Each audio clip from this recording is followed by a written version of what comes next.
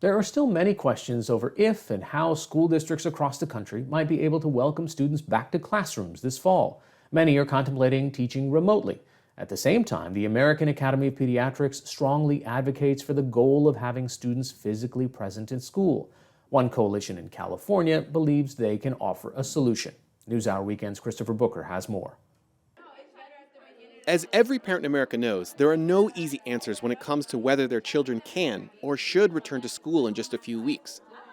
Even if schools are allowed to open, the majority of America's schools will only be able to fit an estimated 60% of their enrolled students in their usual classrooms under the required social distancing measures, according to the National Council on School Facilities.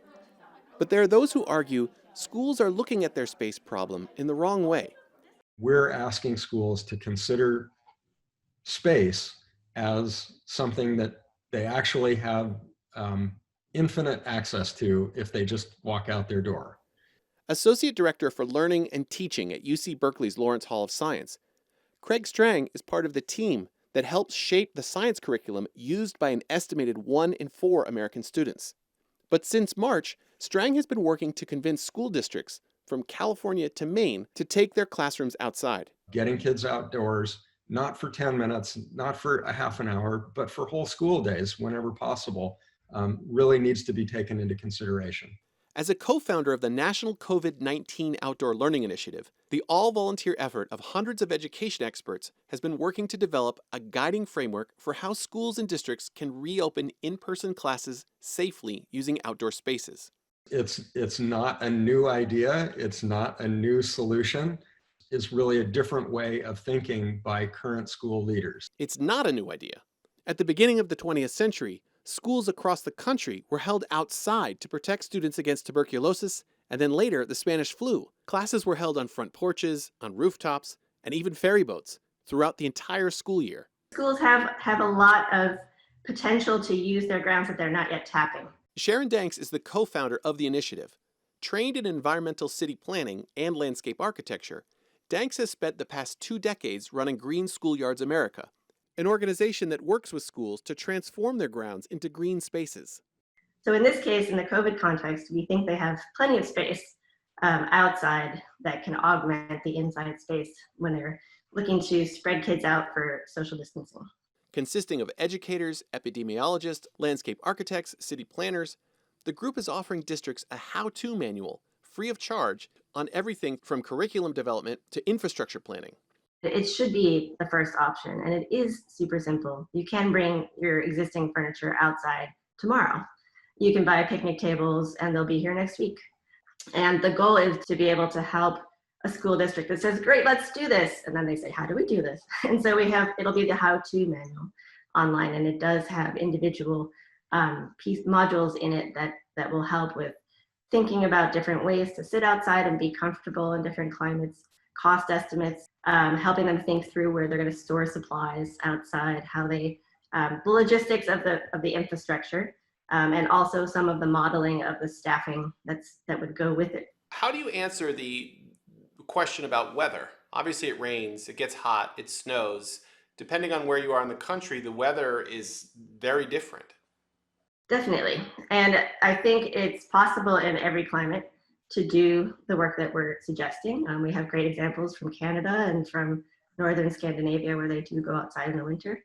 And actually in Chicago in the pandemic in 1918, the tuberculosis and Spanish flu pandemics, they did go outside even there all winter in some schools. In addition to outdoor plans and designs, the initiative encourages districts to couple their outdoor classes with a curriculum that boosts students' environmental literacy, an effort that Craig Strang says could be bolstered by the consortium of outdoor educators currently idled by the pandemic.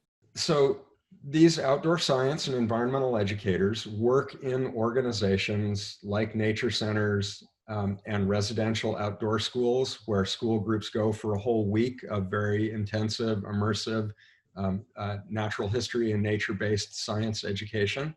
And they're really expert at connecting children with nature. In April, the Lawrence Hall of Science conducted a survey of nearly 1,000 outdoor organizations across the country.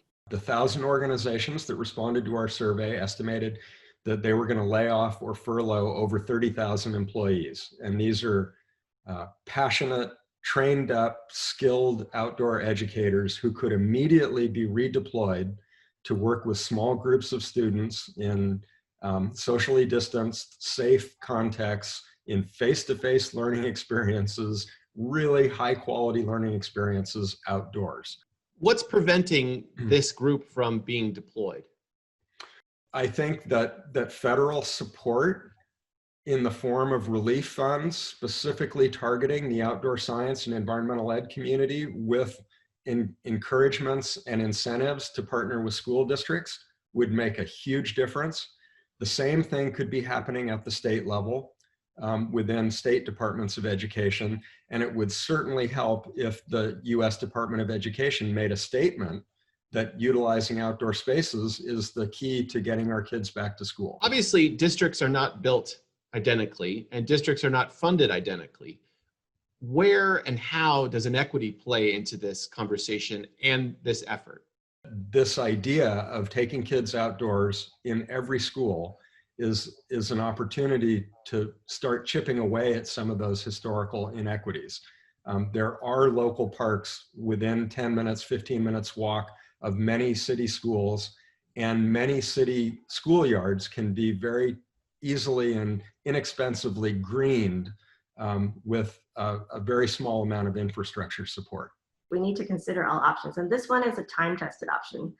We know it works. The barrier is not the difficulty of setup. It's adults just thinking slightly differently. We know that everybody has had huge amounts of stress, both parents and kids, in this time.